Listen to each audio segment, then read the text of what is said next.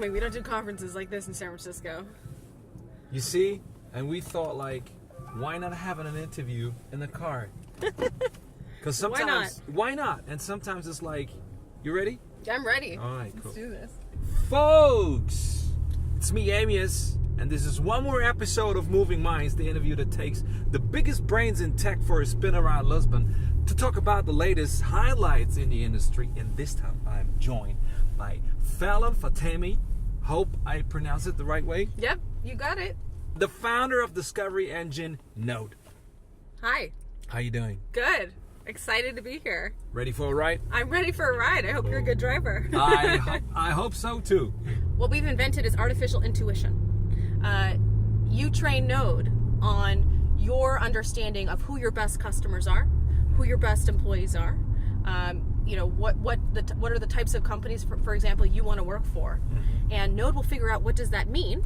Essentially learning your intuition of what you want to find more of, and we'll use that to predict the next people and companies that will result in your next hires, customers, markets of opportunity, or jobs.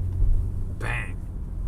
That was a perfect elevator pitch. So what was the insight? I mean, the big bang, the reason that made you start Node? So I spent 6 years at Google and then spent 6 years in the startup world in Silicon Valley. And I was making a lot of introductions between people and companies and resources in doing strategy consulting for startups. I even consulted for investors and some corp dev. And I was doing a lot of matchmaking.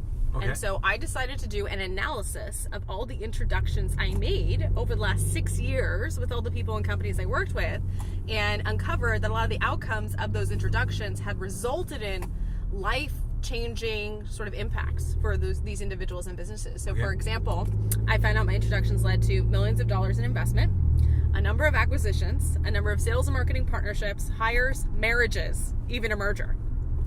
I didn't get anything for doing any of this, by the way. Oh, okay. But that was really the aha moment where I realized there's this matchmaking capability that I have that's almost accelerating the serendipity for the people in my network that I was just constantly interacting with. And I started to think about, well, what if I could productize that? What if I could accelerate serendipity for everybody at scale? And that's really where the idea for Node was born. How do you find the balance between the human side of making connection with the AI data-driven side? Oh, for sure. I mean, I think in general, what we're seeing with the impact of AI and the future of work and networking is that it's shifting our roles, and a lot of this manual, brute force research, or really the luck that we have in getting introduced to people or being at the right place at the right time, like an event like Web Summit, right?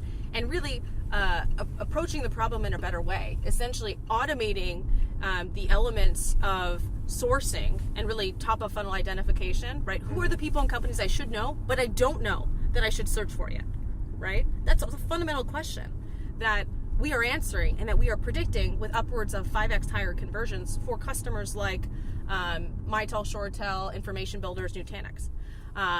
And so I think in terms of the human aspect, we're actually augmenting and sort of evolving the roles of these humans at these organizations whose job right now is to act like human crawlers, right?